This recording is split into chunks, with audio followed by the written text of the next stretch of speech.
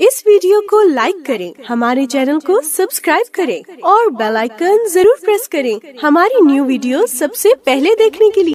अल्हम्दुलिल्लाहिल वलीयिल हमीद खलक़ल खल्क़ व रज़क़हुम व आफ़ाहुम व हदाहुम लिमा युस्लिहुहुम ला इलाहा इल्लल्लाहु वहदहु ला शरीक लह लहु मुल्कुस समावाति वल अर्द युह्यी व युमीत व हुवा अला कुल्लि शैइन क़दीर। तमाम तारीफें अल्लाह के लिए हैं जो मदद करने वाला और काबिल तारीफ है।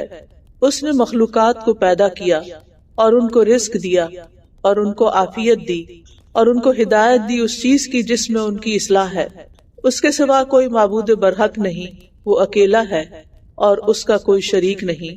आसमानों और जमीन की बादशाहत उसी के लिए है, वही जिंदा करता है और मौत देता है और वो हर चीज पर खूब कुदरत रखने वाला है। कुरान मजीद में 90 से ज्यादा मकामात पर सब्र का जिक्र आया है। सूरत अन्नहल के आखिर में अल्लाह सुब्हानहू तआला सब्र करने का हुक्म देते हैं, वस्बिर वमा सब्रुका इल्ला बिल्लाह, और आप सब्र कीजिए और आप अल्लाह की तौफीक के साथ ही सब्र कर सकते हैं। इस आयत मुबारका में अल्लाह सुब्हानहू तआला नबी सल्लल्लाहु अलैहि वसल्लम को हुक्म दे रहे हैं, लेकिन ये हुक्म पूरी उम्मत के लिए है। जब भी हालात तंग हो, परेशान कुन हो, जैसे कि आजकल आप देखते हैं कि हर दिल जख्मी है, हर दिल परेशान है, हर आंख आंसू बहा रही है, जो भी इस वक्त मुसलमानों पर जुल्म सितम हो रहा है। तो ऐसे में इंसान को क्या करना चाहिए? उसमें भी हमें नबी सल्लल्लाहु अलैहि वसल्लम की सुन्नत से ही रहनुमाई मिलती है कि ऐसे तकलीफ दे हालात में इंसान सबसे पहले सब्र से काम ले, वस्ताईनु बिस्सब्री वस्सलात, और दूसरा काम है नमाज, अल्लाह की तरफ रुजू। अगर आप नमाज की पाबंदी नहीं करते तो नमाज पढ़ना शुरू करें, पाबंदी करें, और अगर आप पाबंदी करते हैं तो फिर तहज्जुद भी पढ़ने शुरू करें। खास तौर पर आप देखते हैं कि यूथ बहुत परेशान है, बच्चे बहुत परेशान होते हैं कि उनका क्या फ्यूचर है। बात यह है कि हम इस दुनिया के लिए तो पैदा ही नहीं किए गए। अल्लाह ताला के नजदीक इस दुनिया की हकीकत और हैसियत एक मच्छर के पर के बराबर भी नहीं। तो अगर मच्छर का पर इंसान से चला जाए तो क्या होगा? आप उस पर अफसोस करेंगे या उसके पीछे अपनी जान बुला देंगे? मुसलमानों में से तो हर मुसलमान इस बात का यकीन रखता है कि जो शख्स भी अल्लाह के रास्ते में जान देता है वो क्या कहलाता है? शहीद। और शहीद के लिए अल्लाह ताला ने क्या हुक्म दिया है कि उसको क्या ना कहो, मुर्दा। तुम समझते हो कि वो मर रहे हैं, वो डेड है? नहीं है कि है?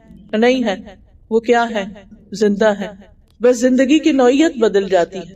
एक ये जिंदगी है जो हम जी रहे हैं और एक वो जिंदगी है जो शहीद जीते हैं। कौन सी जिंदगी ज्यादा अफजल है? तो फिर गम किस बात का? फिर गम किस बात का? परेशानी किस बात की? परेशानी उस वक्त ज्यादा होती है जब इंसान दुनिया से ज्यादा मोहब्बत करता है और इंसान ये समझता है कि अगर उसकी दुनिया का कोई नुकसान हो गया तो बस उसके पास कुछ भी नहीं। मोमिन को तो एक कांटा भी चुभता है तो उसके लिए क्या है अजर, उसके गुनाह झड़ते हैं, उसके दर्जात बुलंद होते हैं। तो फिर कांटा चुभे तो क्या करना चाहिए? सब्र करना चाहिए। यहाँ अल्लाह सुब्हानहू तआला फरमा रहे हैं, वस्बिर, सब्र इख्तियार करो, सब्र इख्तियार करने वाले बनो, सब्र पर इस्तिकामत इख्तियार करो। लेकिन सब्र भी अल्लाह की तौफीक से ही होता है, जब इंसान अल्लाह की तरफ रुजू करता है। वस्बिर वमा सब्रुका इल्ला बिल्लाह, और जान लो कि ये सब्र तुम्हें अल्लाह ही की तरफ से अता होना है। तो ये आयत बहुत ही खूबसूरत है और इस आयत मुबारका से दो बातें मालूम होती हैं।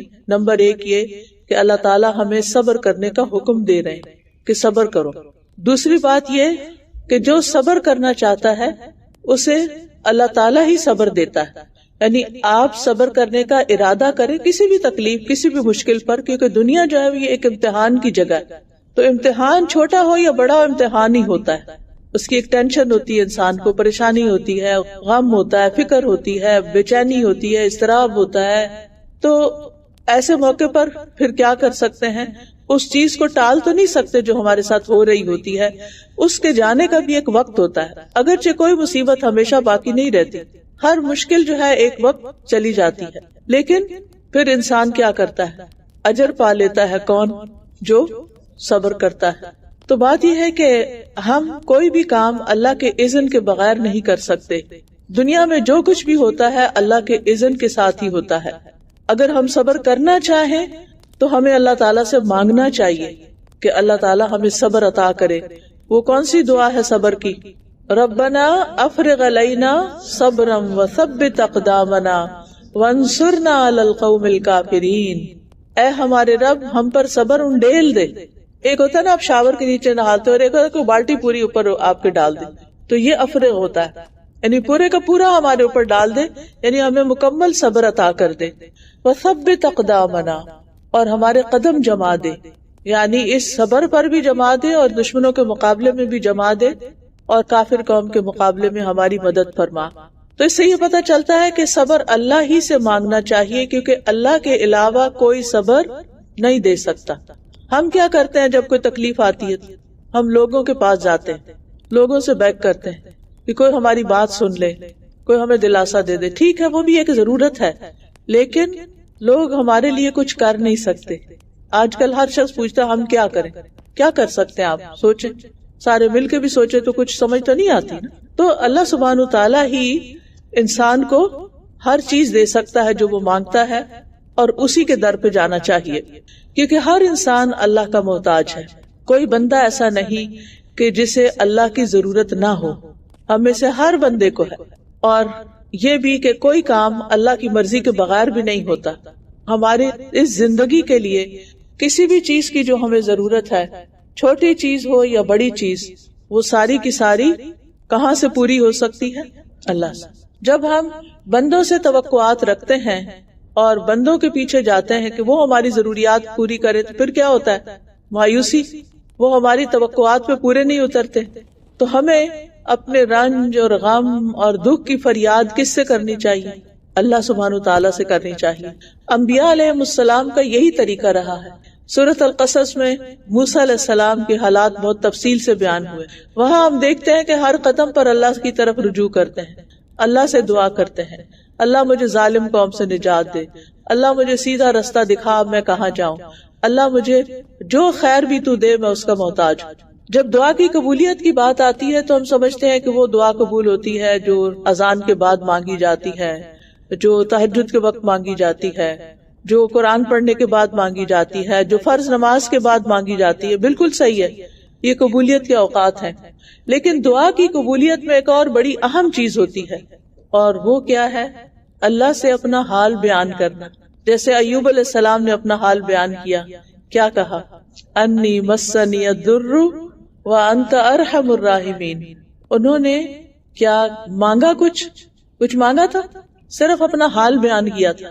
اللہ میں بہت دکھی ہوں، میں بہت پریشان ہوں، مجھے بہت سخت تکلیف ہے، میرے لیے بہت مشکل ہو گئی ہے، بہت لمبی ہو گئی ہے بیماری، یعنی اپنا حال بیان کیا. تو اللہ سبحانہ تعالیٰ نے کیا فرمایا؟ فاستجبنا لہ، ہم نے اس کی دعا قبول کر لی. یونس علیہ السلام جب مچھلی کے پیٹ میں گئے تھے تو انہوں نے کیا کیا تھا؟ اپنا حال بیان کیا تھا. لا الہ الا انت سبحانک انی کنت من الظالمین. یا اللہ میرا حال ہی میں نے ظلم کیا اپنی جان پہ. تو اللہ تعالیٰ نے کیا فرمایا؟ فاستجبنا لہ، ہم نے اس کی دعا قبول کر لی. تو ہمیں بھی کیا کرنا چاہیے؟ مشکل میں صبر کے ساتھ ساتھ اپنا حال اللہ سے بیان کریں. کوئی انسان ہمیں ہرٹ کرے، کوئی دکھ دے، کوئی تکلیف دے، کوئی بچہ پریشان کرے، کوئی دنیا کے حالات، کوئی ملک کے حالات، یعنی جتنی بھی تکلیفیں انسان سوچ سکتا ہے. ہسبینڈ کی طرف سے کوئی بات ہرٹ کر گئی ہے، ساس نے کچھ کہہ دیا ہے، بچے بات نہیں مانتے، کوئی بزنس میں خلل آ گیا ہے، کوئی بھی چیز جو انسان کے لیے دکھ، تکلیف، پریشانی کا باعث بنتی ہے. تو کیا کرنا چاہیے؟ اللہ سبحانہ تعالیٰ کی طرف رجوع کر کے اپنا حال بیان کرنا چاہیے. اس کے آگے رونا چاہیے، تنہائی میں رونا چاہیے، اکیلے میں رونا چاہیے. اور اگر کوئی آنسو نہیں بہاتا تو اس کا دل سخت ہے. ہم سب کو سوچنا چاہیے کہ دعا مانگتے ہوئے ہم نے کتنے آنسو بہائے ہیں. کیونکہ بہت سے لوگ یہ کہتے ہیں جب کوئی تکلیف ہوتی ہے ان کو تو ان سے کہا جاتا ہے دعا کرو، تو کہتے ہیں بہت دعائیں کی. لیکن کیسی دعائیں کی ہیں؟ غافل دل سے یا سچے دل سے؟ کیونکہ بہت دفعہ ہم دعا کر رہے ہوتے ہیں اور ہمارے دماغ میں پتہ نہیں کیا کھچڑی پک رہی ہوتی ہے، ہم اور باتیں سوچ رہے ہوتے ہیں. تو ہم اپنے آپ سے سوال کریں، اپنا محاسبہ کریں کہ ہم نے کتنی دعائیں کی ہیں، رو کر، آنسو بہا کر، سسکیاں بھر کے، زور سے بھی اللہ کو پکارا، آہستہ آہستہ بھی پکارا ہے، بول کے بھی پکارا ہے، دل ہی دل میں بھی پکارا ہے. ہو نہیں سکتا کہ پھر آپ کی دعا قبول نہ ہو. تو بہرحال صبر کے ساتھ اور نماز کے ساتھ، اور صلات کا ایک معنی دعا بھی ہوتا ہے، اسی لیے صلات کو پریئر بھی کہتے ہیں نا. تو دعا کے ساتھ صبر اور نماز یا صبر اور دعا کے ساتھ مدد مانگے کس پہ؟ مشکل حالات پہ. اور اگر آپ صبر کریں گے تو صبر نصف ایمان ہے. ابن مسعود کہتے ہیں الایمان نصفان نصف صبر و نصف شکر. ایمان کے 2 حصے ہیں، آدھا حصہ ایمان کا صبر ہے اور باقی آدھا ایمان اللہ کا شکر ادا کرنا ہے. یعنی یہ 2 کام بندہ کرتا رہے تو اس کا ایمان مکمل ہو جاتا ہے. اور صبر اللہ تعالیٰ کی طرف سے ایک تحفہ ہے جو کسی بندے کو عطا ہو جاتا ہے. یعنی وما صبرک الا باللہ، کہ آپ کا صبر بس اللہ کی مدد سے ہی ہوتا ہے. گویا اللہ کی طرف سے ایک تحفہ ملتا ہے. رسول اللہ صلی اللہ علیہ وسلم نے فرمایا کسی شخص کو صبر سے بہتر کوئی وسیع تر نعمت نہیں دی گئی. یعنی کہ کسی شخص کو صبر سے بڑھ کر کوئی نعمت عطا نہیں ہوئی. جس کو صبر کرنا آ گیا وہ بہت رچ انسان ہے، بہت خوش قسمت انسان ہے کہ اللہ نے اس کو بہت بڑا تحفہ عطا کیا ہے. کیونکہ صبر جنت میں لے جانے والی صفت ہے. یعنی اگر آپ کو صبر مل گیا دکھ پر تکلیف پر تو دکھ تکلیف کی وجہ سے گناہ بھی جڑیں گے، اجر بھی ملے گا، اور بالآخر اس صبر کی وجہ سے آپ جنت میں بھی پہنچ جائیں گے انشاءاللہ. تو پھر یہ بہت بڑی نعمت ہوئی نا جو توفیق ہو گئی. یعنی لوگ جب جنت میں جا رہے ہوں گے تو آپ جانتے ہیں کہ کون سی خوبی ان کو جنت میں لے جائے گی؟ صبر کرنے کی عادت. لوگوں کی باتوں پر، لوگوں کی اذیتوں پر، خوف پر، غم پر، بھوک میں، پریشانی میں، بیماری میں، دکھ میں. قرآن مجید میں آتا ہے اولئک یجزون الغرفۃ بما صبروا ویلقون فیہا تحیۃ وسلاما. یہی لوگ ہیں جو اپنے صبر کے بدلے جنت میں بالا خانے دیے جائیں گے، یعنی بہت اونچی بلند عمارتیں، اور وہ اس میں دعائے خیر اور سلام سے استقبال کیے جائیں گے. اور انہیں کیا کہا جائے گا؟ سلام علیکم بما صبرتم فنعم عقبی الدار. سلام ہو تم پر اس صبر کے بدلے جو تم نے کیا. اور پھر جنت میں جب جائیں گے تو مزید نعمتیں ملیں گی. وجزاہم بما صبروا جنتا وحریرا. وہ ان کے صبر کی وجہ سے ان کے بدلے میں جنت اور ریشم عطا کرے گا. تو اس سے یہ پتہ چلتا ہے کہ جنت کی نعمتیں کس کے بدلے میں ملتی ہیں؟ صبر کرنے کے بدلے میں ملتی ہیں. اب صبر کا مطلب کیا ہے؟ صبر ہوتا کیا ہے؟ یہ تو ہم نے پڑھ لیا کہ صبر کے بڑے فائدے ہیں، لیکن صبر کا مطلب کیا ہے؟ صبر کا مطلب ہے حبس، روک لینا. جیسے سانس روک لیتے ہیں نا تو سانس باہر نہیں نکالتے، اسی طرح خود کو روک لینا، اپنے آپ کو سنبھال لینا، کسی چیز سے بچ جانا، یہ سب صبر ہے. امام ابن تیمیہ کہتے ہیں صبر یہ ہوتا ہے کہ جس میں انسان کوئی شکوہ شکایت نہ کرے اور نہ ہی گھبراہٹ ظاہر کرے. ٹھیک ہے، یعنی کام ڈاؤن ہو جائے. بری خبر سنی ہے، ہائے ہائے نہ مچا دے. کوئی تکلیف آئی ہے تو چیخ چلا کے نہ کام کرے، بلکہ حد الوسع اس کو پی جائے، کنٹرول کرنے کی کوشش کرے. یعنی جب آپ کو کوئی تکلیف پہنچے تو کسی قسم کی کوئی شکایت نہ ہو، نہ اللہ کی نہ بندوں کی. پھر گھبراہٹ سے یا پینک ہونے سے رک جانا، بلکہ دوسروں کو بھی کام ڈاؤن کرنا. صبر سے کام ہے، کیونکہ وتواصوا بالحق وتواصوا بالصبر. یہ کنٹیجیس ہوتا ہے، ایک روتا تو دوسرے کو بھی رونا آ جاتا ہے، ایک چیخیں مار رہا ہے تو دوسرا بھی ساتھ شامل ہو جاتا ہے.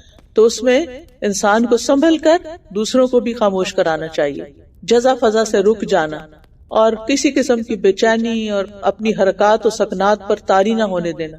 یعنی اگر کوئی بیمار ہو گیا تو ہر زور زور سے اونچی آواز سے ہائے ہائے یہ کیا ہو گیا، یہ کیوں ہو گیا. کوئی فوت ہو گیا تو اس وقت ہائے کہاں چلا گیا، اب میں کب دیکھوں گی، کیا ہوگا. اس طرح کے جملے نہیں بولنے چاہیے. کیا ان باتوں کے کرنے سے کوئی بیماری چلی جاتی ہے یا کوئی مرنے والا واپس آ جاتا ہے؟ کچھ بھی تو نہیں ہوتا. پھر علماء صبر کی 4 اقسام بتاتے ہیں. الصبر علی طاعت اللہ، الصبر عن معصیت اللہ، الصبر علی اقدار اللہ المؤلمہ، الصبر علی اذی الناس. اس کا مطلب کیا ہے؟ اللہ کی اطاعت پر صبر، گناہوں پر صبر، تکلیف دینے والی تقدیر پر صبر، لوگوں کی اذیتوں پر صبر. اللہ کی اطاعت پر صبر کا کیا مطلب ہے؟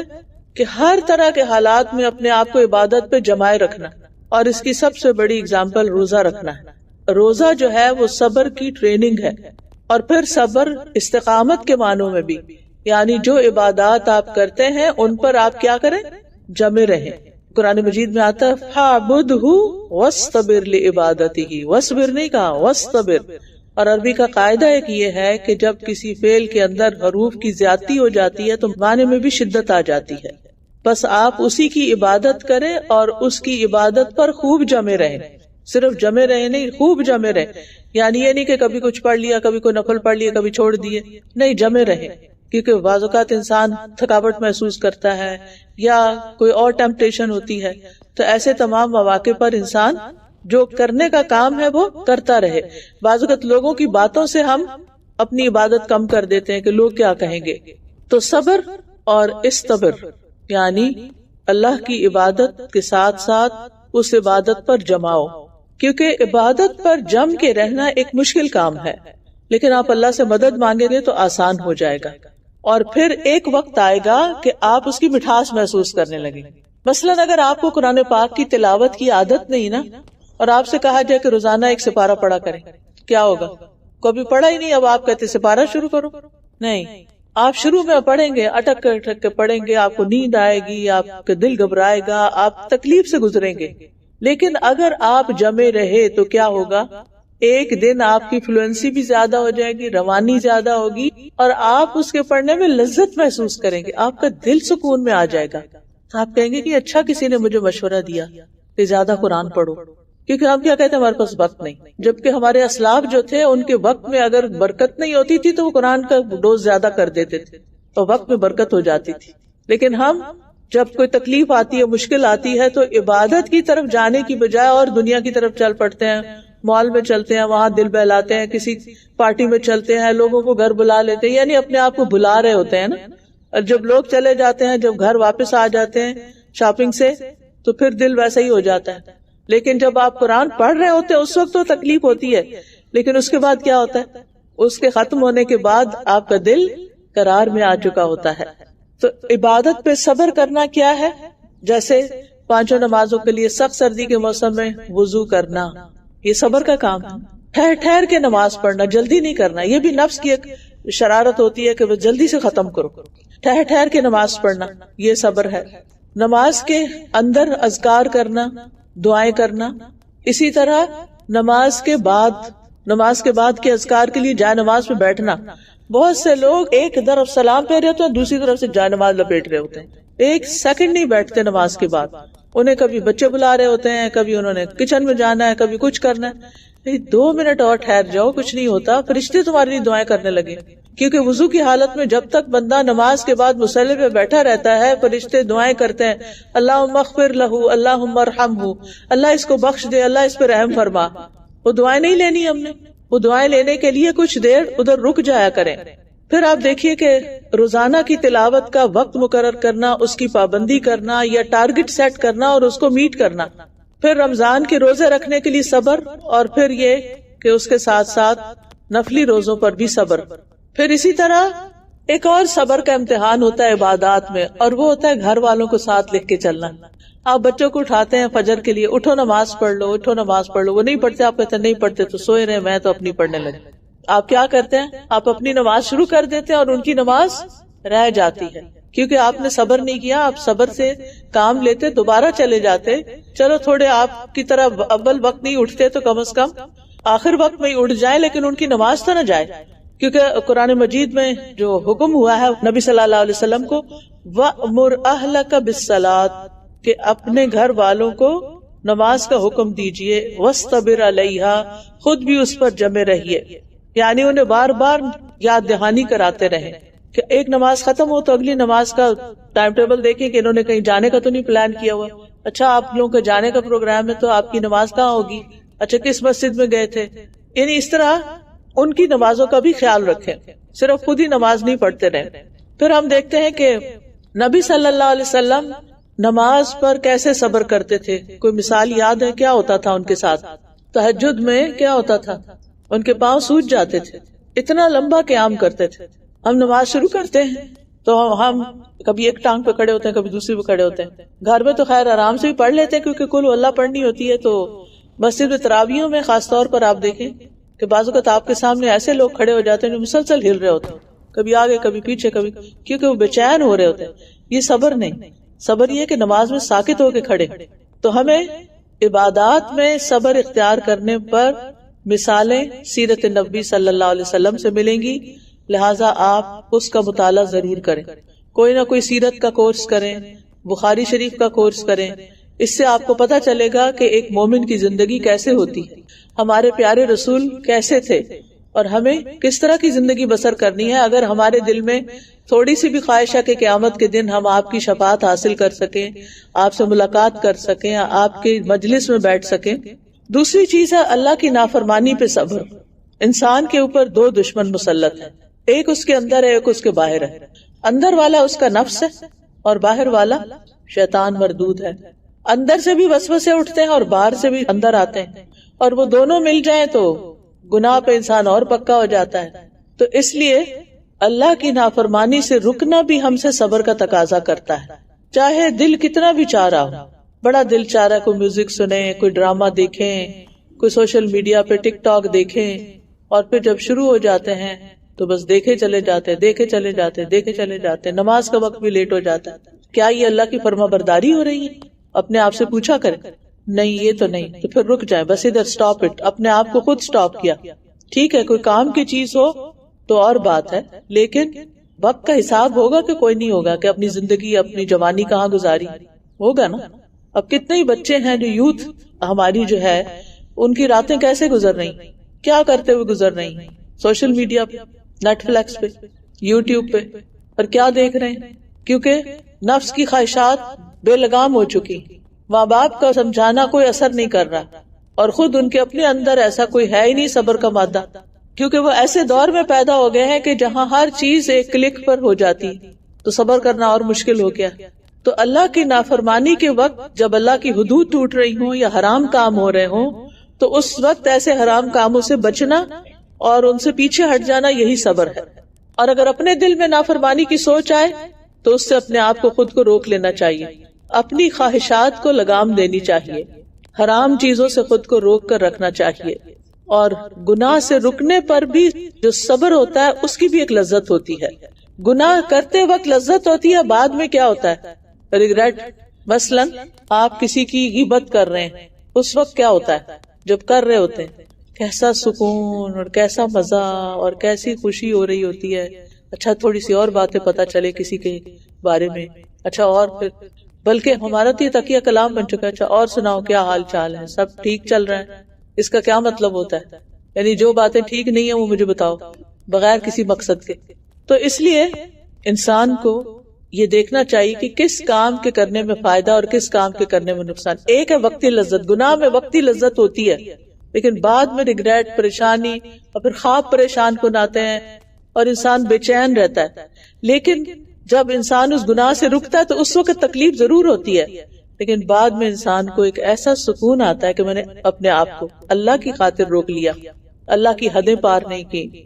مثلا آپ دیکھتے ہیں کہ آپ کام کر رہے ہیں، کچھ پڑھ رہے ہیں، کمپیوٹر آپ کے سامنے کھلا ہوا ہے، کہ اچانک کمپیوٹر کی اسکرین پر کوئی شخص آپ کو پیغام بھیج رہا ہے کہ اس شخص سے بات کرو جس سے بات کرنا حرام ہے۔ مثلا ایک لڑکی کا ایک غیر مرد سے فضول باتیں کرنا، ضرورت کی بات کر سکتی ہے لیکن غیر ضروری باتیں کرنا، ہنسی مذاق کرنا۔ اور اب تو افسوس یہ کہ بعض خواتین شادی شدہ ہو کر دوسرے مردوں سے تعلق رکھے ہوئے، کیونکہ ایسے مسائل سامنے آتے رہتے ہیں۔ وہ اپنے آپ کو کیا جسٹیفیکیشن دیتے سوائے اس کے کہ وہ جس وقت وہ چیٹ ہو رہی ہوتی ہے یا باتیں ہو رہی ہوتی ہیں اس میں مزہ آ رہا ہوتا ہے۔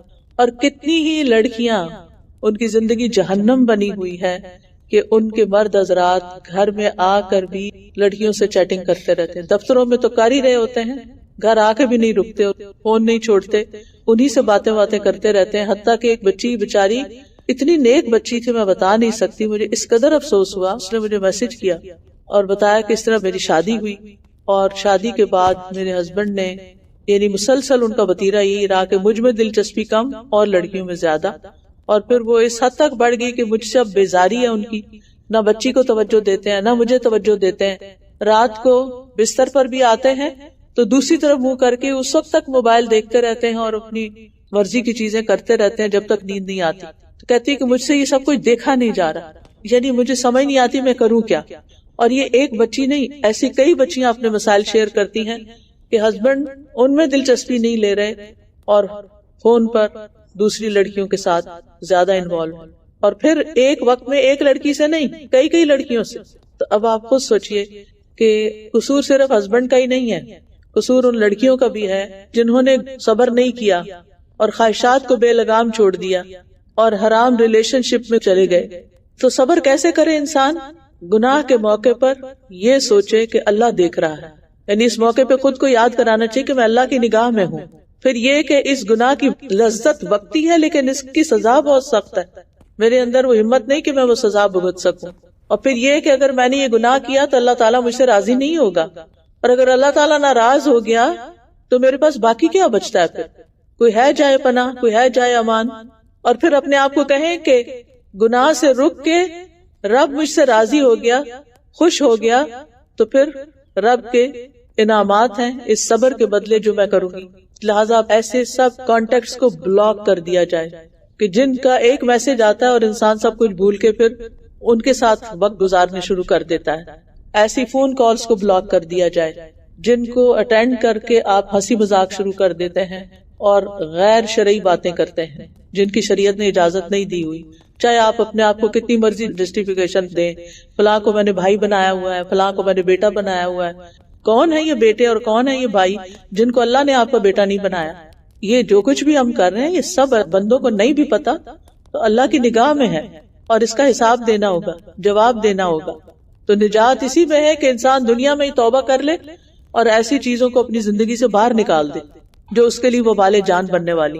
کیا قبر کی رات کی لذت ایسی چیٹس میں ہوگی، ایسی باتوں میں ہوگی، ایسی دوستیوں میں ہوگی، ایسے تعلقات میں ہوگی، ایسے رشتوں میں ہوگی جن کو اللہ نے رشتہ نہیں بنایا؟ پھر تیسری قسم ہے اللہ کی تقدیر پر صبر کرنا. الصبر علی اقدار اللہ المؤلمہ. یہ وہ مواقع ہوتے ہیں جب ہماری زندگی میں مشکلات اور پریشانیاں اور تکلیفیں آتی ہیں، آزمائشیں اور امتحان آتے ہیں. تو اس میں کیسے صبر کریں؟ How to be patient. صبر کریں کیسے؟ تو اس میں صبر یہ ہے سب سے اہم، یعنی کوئی بھی کوئی فوت ہو گیا ہے، کوئی بیمار ہو گیا، کچھ ٹوٹ گیا، کچھ گر گیا، کچھ گم گیا ہے، کچھ بھی نقصان پہنچا آپ کو، تو آپ کیا کریں؟ پہلا کام انا للہ و انا الیہ راجعون، اور چپ. کوئی شکوہ شکایت نہیں، کوئی بلیم گیم نہیں کہ اس کی وجہ سے ہوا، فلاں نے ایسا کیا، اس نے ایسا، اس وجہ سے یہ ہو گیا. نہیں، کوئی منفی جملہ زبان سے نہیں نکالنا، کوئی منفی بات زبان سے نہیں نکالنا، کیونکہ جو بھی ہم بولیں گے وہ اس کا کیا ہوگا؟ لکھا جائے گا، اور لکھ کر کہا جائے گا، اعمال نامے کا حصہ بنے گا. پھر قیامت کے دن دکھایا جائے گا کہ یہ تم نے کہا تھا اللہ کے بارے میں اور یہ کہا تھا تم نے بندوں کے بارے میں. وہ کہتا ہے نا، ایک چپ 100 سکھ. حدیث میں آتا ہے من سمت نجا، جو چپ رہا اس نے نجات پائی، اور جس نے تبصرہ شروع کر دیا اس کی زبان سے غلط سلط باتیں نکلی جو ساری اس کے خلاف حجت بننے والی. پھر یہ کہ غم اور غصے کے موقع پر اللہ پر کوئی اعتراض نہیں کرنا کہ اللہ تو نے میری تقدیر ایسی کیوں بنائی، اللہ پھر تو نے مجھے یہ دیا ہی کیوں تھا اگر لینا تھا. کسی کی اولاد چلی گئی مثلا، میری فلاں جگہ شادی کیوں ہوئی، میں تو اس پہ راضی ہی نہیں تھی. بار بار اسی طرح کی باتیں سوچنا، اور اللہ نے مجھے ہی یہ بیماری کیوں دی، میرے بہن بھائیوں میں سے تو کسی کو ایسی بیماری نہیں آئی، مجھے کیوں آئی، میرے آس پاس کے لوگ تو سارے ٹھیک ٹھاک صحت مند ہیں، میں کیوں ہر اسپتالوں کے چکر کاٹ رہی ہوں. ایسی باتیں نہیں سوچنا. یہ اللہ کا فیصلہ تھا، اس میں کچھ حکمت تھی، اللہ نے آپ کو کچھ سکھانا تھا، اللہ نے اس کے ذریعے گناہ دھونے تھے جن کی طرف توجہ ہی نہیں تھی اور توبہ استغفار ہی نہیں تھی، اللہ نے اس کی وجہ سے درجات بلند کرنے تھے. لہٰذا اللہ پر کوئی اعتراض نہیں، کیونکہ اعتراض کرنے سے، فضول باتیں کرنے سے صبر کی نفی ہو جاتی ہے. تو مشکلات کے وقت صبر کیسے کریں؟ انا للہ و انا الیہ راجعون پڑھ کر اللہ سے اچھی امید رکھ کے اچھے جملے بولیں. جب کوئی بیمار ہو جاتا تھا تو نبی صلی اللہ علیہ وسلم اس کی عیادت کے وقت کہتے تھے ابشر، خوش ہو جاؤ، یعنی یہ بیماری گناہ دھونے کے لیے آ گئی، یعنی اچھے جملے. اور ویسے بھی فَإِنَّ مَعَ الْعُسْرِ يُسْرًا، إِنَّ مَعَ الْعُسْرِ يُسْرًا، تنگی تکلیف آ گئی ہے تو کوئی بات نہیں، اس کے ساتھ آسانی بھی آئے گی. اور انا للہ کا کیا مطلب ہے؟ انا للہ و انا الیہ راجعون، بے شک ہم اللہ کے ہیں اور اللہ ہی کی طرف پلٹ کے جانے والے ہیں. یہ جملہ کون کہہ سکتا ہے؟ جو واقعی اللہ کو پہچانتا ہو، جو اللہ کی قدر جانتا ہو، جو اللہ پر یقین اور بھروسہ رکھتا ہو. تو واقعی ہم اللہ سے ملاقات کے امیدوار ہیں، واقعی ہم اللہ سے ملاقات چاہتے ہیں اور خوبصورت ملاقات چاہتے ہیں. ایک دن تو اس کے سامنے جا کے کھڑے ہونا ہے نا، جب کوئی بھی ہمارے ساتھ نہیں ہوگا. تو یہ وقت جن پہ ہم نے اللہ کے فیصلوں پہ صبر کر لیا، یہ وقت کیا بن جائیں گے؟ اس وقت خوبصورتی اور خوشگواری کا سبب بنے گے.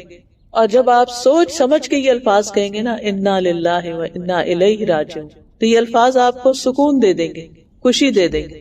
کیونکہ بعض اوقات ہم کہتے ہیں انا للہ، بس اتنا ہی کہہ دیتے ہیں، اتنا نہیں کہنا، پورا کہنا ہے انا للہ و انا الیہ راجعون. تو جب میں لوٹ کے اپنے رب کے پاس واپس جاؤں گی تو اس پریشانی پر کیے گئے صبر پر مجھے اجر و ثواب دے کر بہت خوشی ہوگی، اور وہ خوشی پائیدار ہوگی. اور زندگی میں پیش آنے والی مختلف آزمائشیں ہیں جن کا ذکر سورۃ البقرہ میں آتا ہے. وَلَنَبْلُوَنَّكُمْ بِشَيْءٍ مِّنَ الْخَوْفِ وَالْجُوعِ وَنَقْصٍ مِّنَ الْأَمْوَالِ وَالْأَنفُسِ وَالثَّمَرَاتِ وَبَشِّرِ الصَّابِرِينَ، اور ہم تمہیں خوف اور بھوک اور مالوں اور جانوں اور پھلوں کی کمی میں سے کسی نہ کسی چیز کے ساتھ ضروری آزمائیں گے، اور صبر کرنے والوں کو خوشخبری دے دیجیے. یعنی تکلیف کس کا باعث بن گئی؟ خوشخبری کا باعث بن گئی، انعام کا باعث بن گئی. جو صبر آ جاتا ہے نا پھر کہ یہ تکلیف جو ہے یہ میرے لیے خوشخبری لے آئی ہے کہ اللہ کے ہاں بہت بڑا اجر ہے. تو ان الفاظ کی زبان سے ادائیگی بھی صبر ہے، اور دل سے سوچ کے پڑھنا بھی صبر ہے، اور صبر پر اجر ہے. اگر ایک دفعہ کہنے سے دل پہ اثر نہیں ہوا تو پھر دوبارہ کہیں انا للہ و انا الیہ راجعون، انا للہ و انا الیہ راجعون. اور پھر جب کبھی وہ مصیبت یاد آئے پھر پڑھیں، اتنا ہی اجر ملے گا جتنا پہلی دفعہ ملا تھا، کیونکہ صبر تو صدمے کی پہلی چوٹ پہ ہوتا ہے، اس صبر پر اجر ہوتا ہے. پھر اسی طرح آپ دیکھیں بچوں کی پرورش صبر والا کام ہے یا نہیں؟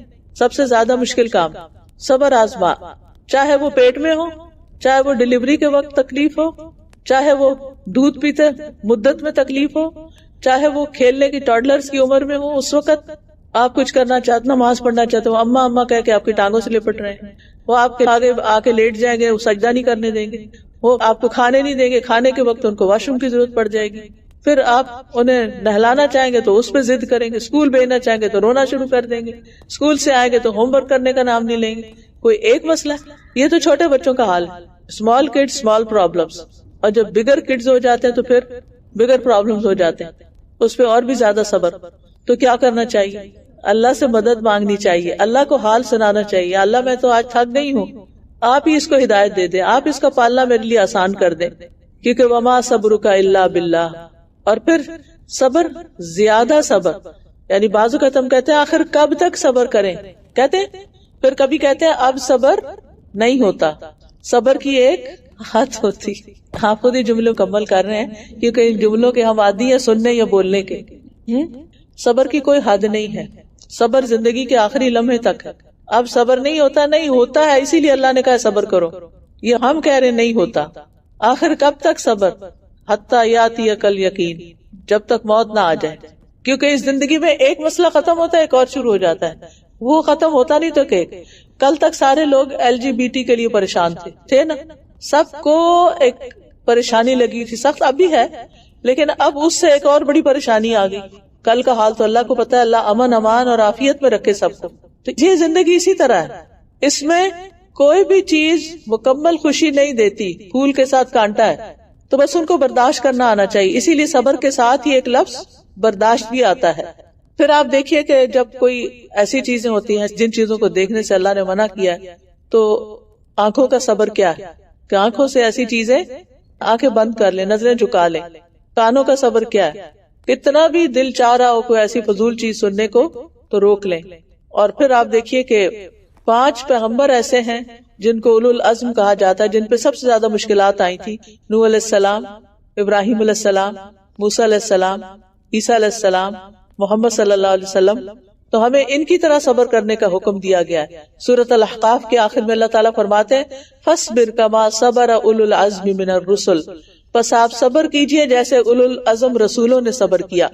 ان کی مثالیں دیکھیں. نوح علیہ السلام نے کتنے 100 سال تبلیغ کی، 950 سال. تو ہم نے کتنے سال محنت کی، 20 سال 22 سال 25 سال. پھر کیا ہو گیا، اس کی شادی ہو گئی. کچھ کی نہیں بھی ہوتی تو وہ بھی صبر کرنا پڑتا ہے. تو آپ خود سوچئے، تو آپ اس طرح صبر کیجئے جیسے نوح علیہ السلام نے کیا تھا. تو پھر کتنا عرصہ صبر کرنا ہوگا، موت تک. اور ان کو بھی کس سے پرابلم، باہر والوں سے تو تھا، گھر میں بھی کوئی مسئلہ تھا ان کی بیوی بھی اور ان کا بیٹا بھی ان کے ساتھ نہیں تھے. جب گھر والے ساتھ نہیں ہوتے نا تو انسان کے لیے بڑی تکلیف ہوتی ہے، کیونکہ انسان کی گھر والوں سے بہت سی توقعات ہوتی ہیں. یہ میری خوشی میں شریک ہو، میرے غم میں شریک ہو، لیکن ہم شریک حیات کو حیات میں شریک ہی نہیں کرتے، یا وہ ہمیں شریک نہیں کرتے. ہم اپنی مرضی کی لائف گزار رہے ہیں، وہ اپنی مرضی کی لائف گزار رہے ہیں. اب تو یہ سوشل میڈیا کے اوپر زیادہ وقت گزارنے کی وجہ سے یہی ہو رہا ہے نا کہ ہر کوئی اپنی چار لوگ گھر میں بیٹھے، ہر کوئی موبائل لے کے. آج کوئی شخص یہ نہیں کہہ سکتا میرے پاس موبائل نہیں. ٹوٹا پھوٹا جیسا تیسا ہر ایک کے پاس ہوتا ہے. یعنی اس شخص کی زندگی کوئی زندگی نہیں سمجھی جاتی جس کے پاس موبائل نہ ہو. صبر کی دوسری مثال کون ہے؟ ابراہیم علیہ السلام. انہوں نے اللہ کی رضا کی خاطر کن کن تکلیفوں پہ صبر کیا. اللہ تعالیٰ قرآن مجید میں خود فرماتے ہیں وَإِذِ ابْتَلَىٰ إِبْرَاهِيمَ رَبُّهُ بِكَلِمَاتٍ، کئی باتوں کے ساتھ اللہ نے ان کو آزمایا. ماں باپ کی طرف سے آزمایا، بیٹے کی طرف سے آزمایا، بیوی کی طرف سے آزمائش آئی کہ اس کو الگ چھوڑ آئیں. حضرت ہاجرہ کو بیٹے کو ذبح کرنے کا حکم دیا گیا. ہر موقع پہ کیا کیا؟ فَأَتَمَّهُنْ، ہر امتحان میں پاس ہوئے. نتیجہ کیا نکلا؟ انی جاعلک للناس اماما. صبر کی تیسری مثال عیسیٰ علیہ السلام. اتنا تنگ کیا لوگوں نے کہ اللہ نے ان کو اوپر ہی اٹھا لیا. چوتھی مثال موسیٰ علیہ السلام، فرعون کے مقابلے میں صبر. اور پھر جس طرح وہ مدین گئے ہجرت کے سفر میں صبر، اور پھر 10 سال بکریاں چرانے میں صبر، اور واپس آ کے اپنے پیغام کو لوگوں میں پھیلانے میں صبر. پھر نبی صلی اللہ علیہ وسلم کی مثال تو صبر ہی صبر ہے. کیسی کیسی مشقتیں انہوں نے نہیں جی لی. آپ نے اپنے والد دیکھے ہی نہیں. والدہ کب فوت ہو گئی؟ 6 سال کی عمر میں. کتنے بچے فوت ہو گئے زندگی میں، دفنایا ان کو سارے کے سارے سوائے حضرت فاطمہ کے. آپ کی قریب ترین ساتھی حضرت خدیجہ آپ کی زندگی میں فوت ہو گئی. جنہوں نے ہر موقع پہ آپ کو سپورٹ کیا ابو طالب، وہ فوت ہو گئے.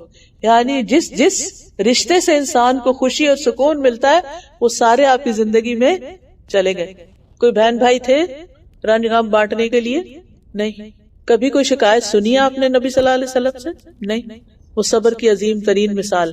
یوسف علیہ السلام کا صبر، ان کا قصہ پڑھیں کتنے صبر کا اور کیسے صبر کا معاملہ کیا انہوں نے. اور اللہ تعالیٰ نے آخر میں کیا فرمایا؟ انہ من یتق ویصبر فان اللہ لا یضیع اجر المحسنین.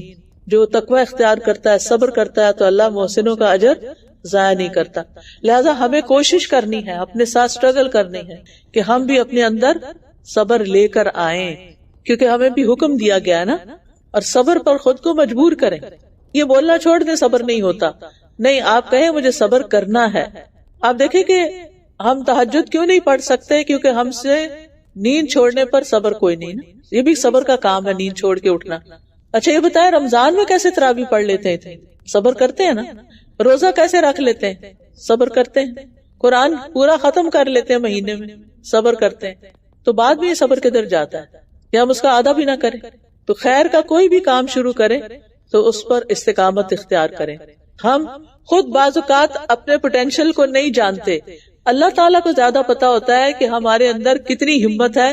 لہذا لا یکلف اللہ نفسا الا وسعها. تو صبر کرنے کے لیے 2 قوتوں سے جہاد کرنا پڑتا ہے، ایک اپنا نفس اور دوسرے شیطان. جب شیطان کی طرف سے وسوسے آئے تو اعوذ باللہ من الشیطان الرجیم.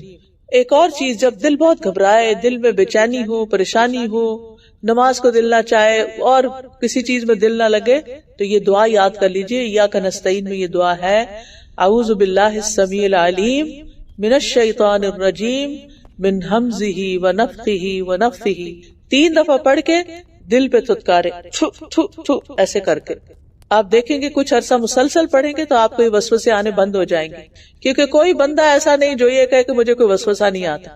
وسوسے آتے ہیں، کچھ اپنے اندر سے آتے ہیں. اللہم انی اعوذ بک من شر نفسی. اللہ میں اپنے ہی نفس کے شر سے تنگ ہوں، مجھے اس کے شر سے بچا لے. سلف صالحین میں سے ایک شخص تھے جنہوں نے 20 سال صبر کیا. تہجد کی نماز کے لیے کھڑے ہوتے اور وہ کہتے ہیں کہ میری آنکھیں بھاری ہو جاتی، جسم میں تھکاوٹ طاری ہو جاتی.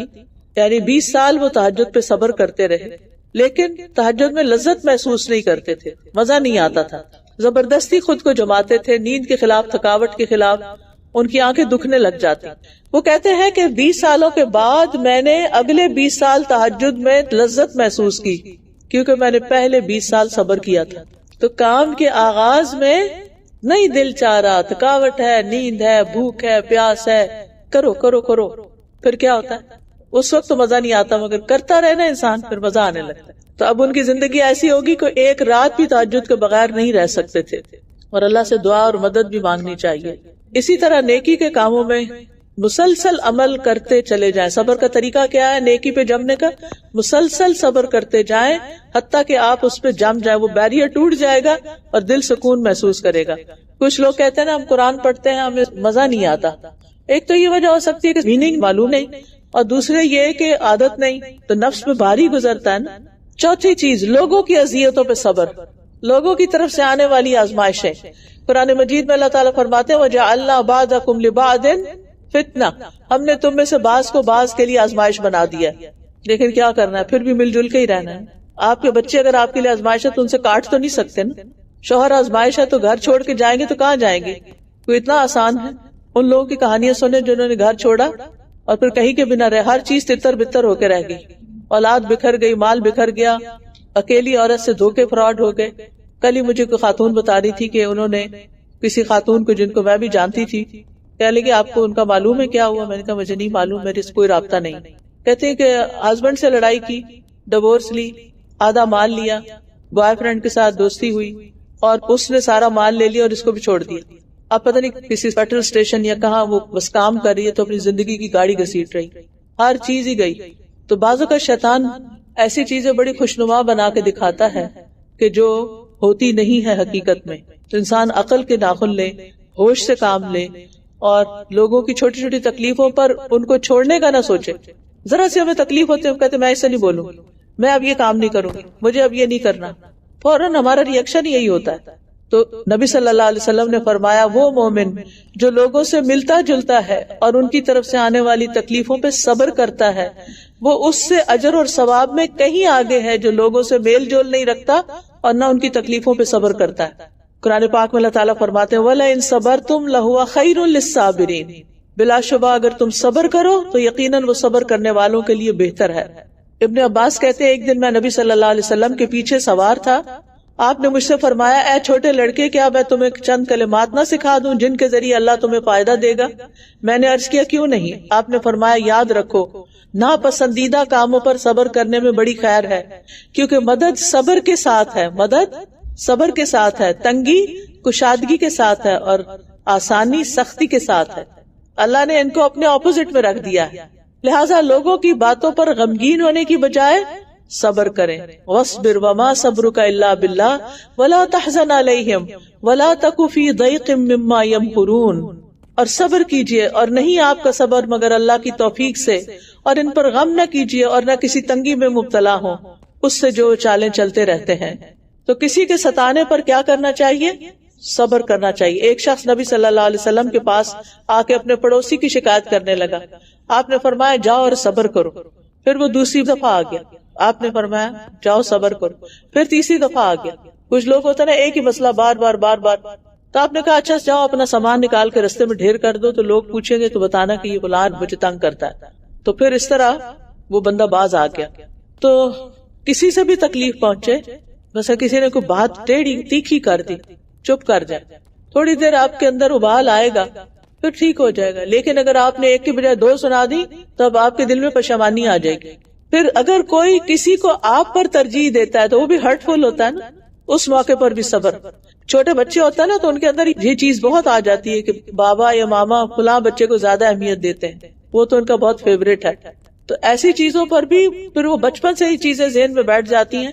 پھر بڑے ہو کر بھی انسان ہر چیز میں یہ دیکھنے لگتا ہے کہ کون مجھے امپورٹنس دیتا ہے کون نہیں دیتا. تو یہ اٹینشن سیکر ہونا کوئی اچھی بات نہیں. کوئی دیتا ہے ٹھیک ہے، نہیں دیتا تو شکر ہے نہیں دیتا تاکہ ہم اپنا کام کریں، کیونکہ زندگی با مقصد ہے. اس غم میں کیوں مبتلا رہے کہ وہ فلاں مجھے کال نہیں کرتا، فلاں گھر میں نہیں آتا، فلاں سلام نہیں کرتا، فلاں مجھے پوچھتا نہیں. یہی غم ہے نا. بچے شادی کے بعد کیا کرتے ہیں؟ اپنے اسپاؤسز کے ساتھ خوش رہتے ہیں، پھر ان کے بچے دو ہو جاتے ہیں تو پھر تو اور بھی گم ہو جاتے ہیں، پھر وہ آپ کے رہتے ہی نہیں. اللہ نے انہیں بنایا اس لیے تھا، ہمارے لیے تھوڑی بنایا تھا کہ ہم انہیں ساری زندگی بچہ سمجھ کے بت بنا کے پوچھتے رہے. ٹھیک ہے وہ اپنی زندگی میں خوش رہے، ہمیں اپنی کچھ مصروفیت سوچنی چاہیے. میں نہیں کہتی کہ بچوں کو آنا نہیں چاہیے ماں باپ کے پاس، ان کی بھی کئی مجبوریاں ہوتی ہیں. پھر بھی اگر وہ نہیں کرتے، بعض اوقات ان کا اسپاؤس نہیں پسند کرتا، بعض اوقات ان کی مصروفیت اور جاب ایسی ہوتی ہے کہ وہ نہیں آ سکتے. تو صبر. آپ اپنا دائرہ کار بنائیں، اپنا کوئی کام شروع کریں، اور سب سے بہتر یہ ہے کہ قرآن کورسز کریں، علم کی دنیا میں لگ جائیں. ایسی لذت آئے گی کہ آپ کو لوگوں کی بے رخی بے وفائی دکھ نہیں دے گی. پھر اسی طرح اگر کوئی آپ کو ٹانٹ کرتا ہے، کوئی آپ کو تانا دیتا ہے، کوئی گالی دیتا ہے، تو نبی صلی اللہ علیہ وسلم کا طائف کا سفر یاد کر لیں کہ جب آپ کو پتھر مارے گئے اور جبریل نے آ کے کہا آپ اجازت دیں ان دونوں پہاڑوں کے بیچ میں ان کو کیا کروں، پیس کے رکھ دوں. آپ نے کہا نہیں. کیوں منع کیا؟ مجھے امید ہے ان کی نسل سے اللہ ایسے لوگ پیدا کرے گا جو صرف اسی کی عبادت کریں گے اور اس کے ساتھ کسی کو شریک نہیں ٹھہرائیں گے. اور محمد بن قاسم انہی لوگوں میں سے تھا.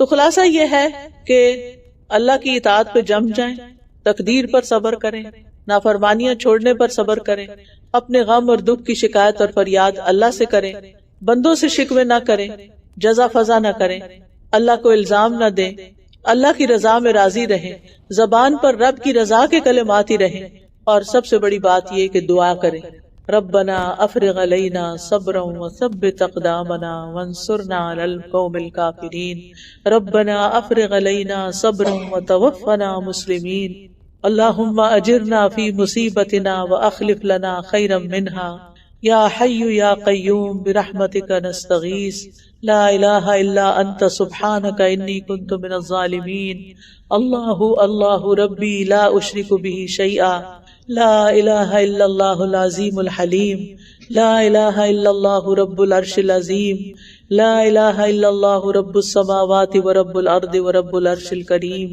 تکلیف اور دکھ کے وقت یہ دعائیں پڑھ کے اللہ تعالیٰ سے مدد حاصل کریں اور اللہ تعالیٰ کی رحمت کو پکاریں. کچھ کام ایسے ہوتے ہیں کہ جن کو کرنے سے انسان کی زندگی میں برکت اور رحمت آتی ہے، جن میں سے ایک صلہ رحمی کرنا ہے. اس صلہ رحمی کا کارڈ ہے، اپنے رشتہ داروں کو بھی دیں اور خود بھی پڑھیں. اور جب آپ لوگوں کو گفٹ دیں تو ان گفٹس میں اندر اچھے اچھے کارڈ رکھ کے دیں. وہ گفٹ تو ختم ہو جائے گا، یہ کارڈ آپ کے لیے صدقہ جاریہ بن جائے گا. لہٰذا اس کی شاپنگ بہت ضروری ہے. یہ تہجد کے وقت کی دعا ہے اور یہ نیک صالح اولاد کے لیے دعائیں. اور پھر ہوا کے چلنے پر اللہ سے خیر مانگنا. فال میں بہت ہوائیں چلتی ہیں پتے اڑانے کے لیے، کبھی کبھی زیادہ ہی تیز ہو جاتی ہیں، ڈر بھی لگتا ہے. اور پھر جب کوئی آ رہا ہو آپ کی طرف ہواؤں کے علاوہ تو اس وقت بھی یہ پڑھ سکتے ہیں کہ اللہ اس کی خیر دینا، مجھے اس کے شر سے بچانا. یہاں ہر شخص قرض میں جکڑا ہوا ہے، قرض سے نجات کی دعائیں کہ اللہ آپ کے سارے قرضے چکا دے. اور رزق میں کشادگی کی دعائیں. کتنے خوبصورت کارڈز ہیں، اور جو آپ کے دوست احباب پریشان ہو ان کو بھی دے سکتے ہیں. پھر تسبیحات ہیں اور ان کی فضیلتیں ہیں، کیونکہ ہر وقت ذکر کرتے رہنا چاہیے، یہ صبر لانے والا ہوتا ہے. پھر صبح شام کے مسنون اذکار ہیں اور قرآنی اور مسنون دعائیں ہیں جو آپ شروع سے پڑھنا شروع کرا کریں. ہر نماز کے بعد یا تہجد کے وقت پڑھ کے ساری قرآن کی دعائیں اور سنت کی دعائیں جو ہیں آپ مانگ بیٹھیں گے انشاءاللہ. اب چونکہ وقت کافی ہو گیا ہے اس لیے میں اجازت چاہتی ہوں.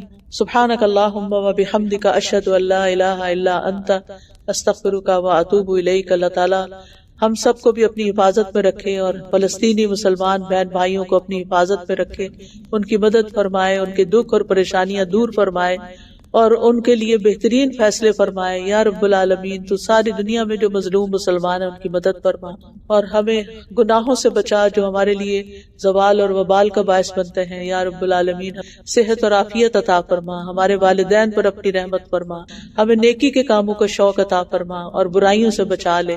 جو کچھ ہم نے سنا ہے، پڑھا ہے، سمجھا ہے، ہمیں اس پر عمل کی توفیق عطا فرما.